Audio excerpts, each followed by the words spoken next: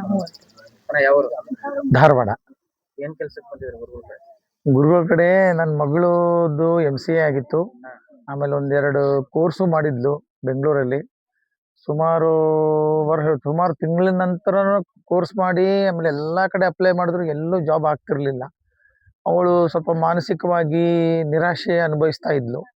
ನಮಗೆ ಈ ಗುರುಗಳ ಬಗ್ಗೆ ಯೂಟ್ಯೂಬಲ್ಲಿ ಆಮೇಲೆ ನಮ್ಗೆ ಪರಿಚಯ ಇರೋದ್ರಿಂದ ಗೊತ್ತಾಯಿತು. ಗುರುಗಳ ಹತ್ರ ಬಹಳಷ್ಟು ಅಂದರೆ ಇದಕ್ಕೆ ಪರಿಹಾರ ಕೊಡ್ತಾರೆ, ಪರಿಹಾರ ಸೂಚನೆ ಮಾಡ್ತಾರೆ ಅನ್ನೋದು ನಮಗೆ ತಿಳಿದು ಬಂತು. ಆ ಕಾರಣಕ್ಕಾಗಿ ನಾವು ಸೆಪ್ಟೆಂಬರ್ ತಿಂಗಳಲ್ಲಿ ಬಂದಿದ್ವಿ.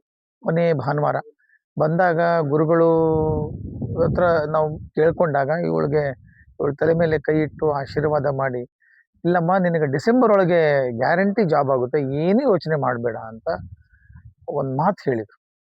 ಅದಾದ ನಂತರ ಅದು ಪವಾಡ ಅನ್ನೋ ಹಾಗೆ ಅವಳು ಎಲ್ಲ ಕಡೆ ಎಷ್ಟೊಂದು ಪ್ರಯತ್ನ ಮಾಡಿದ್ರು ಕೋರ್ಸ್ನವರು ಅವಳಿಗೆ ಇದು ಕೊಟ್ಟಿದ್ರು, ಆಶ್ವಾಸನೆ ಕೊಟ್ಟಿದ್ರು, ನಮ್ದು ಕೋರ್ಸ್ ಮುಗಿದ ತಕ್ಷಣ ನಿಮ್ಗೆ ಜಾಬ್ ಆಗುತ್ತೆ ಅಂತ. ಅವೆಲ್ಲ ಸುಳ್ಳಂತ ಆಮೇಲೆ ನಮಗೆ ನಿರೂಪಣೆ ಆಯಿತು. ಗುರುಗಳ ಹತ್ರ ಬಂದಾಗ ಅವ್ರು ಏನು ನಮ್ಮ ಪರಿಹಾರ ಕೊಟ್ಟರು, ಆ ಪರಿಹಾರ ಅವರು ಹೇಳಿದ ಹಾಗೆ ಡಿಸೆಂಬರ್ ತಿಂಗಳಲ್ಲೇ ಅವಳಿಗೆ ಜಾಬ್ ಆಗಿ ಈಗಾಗಲೇ ಜಾಬ್ ಮಾಡ್ತಾ ಇದ್ದಾಳೆ.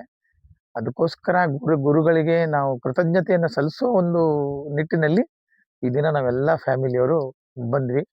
ಈಗ ಏನೂ ಇಲ್ಲ, ಏನು ಅವರ ಅಪೇಕ್ಷೆನೇ ಪಡೋದಿಲ್ಲ. ಅವರು ಜನರ ಸೇವೆನೇ ಸಾರ್ವಜನಿಕ ಸೇವೆ ಅಂತ ನಡ್ಕೊಂಡು ಬಂದಿದ್ದಾರೆ.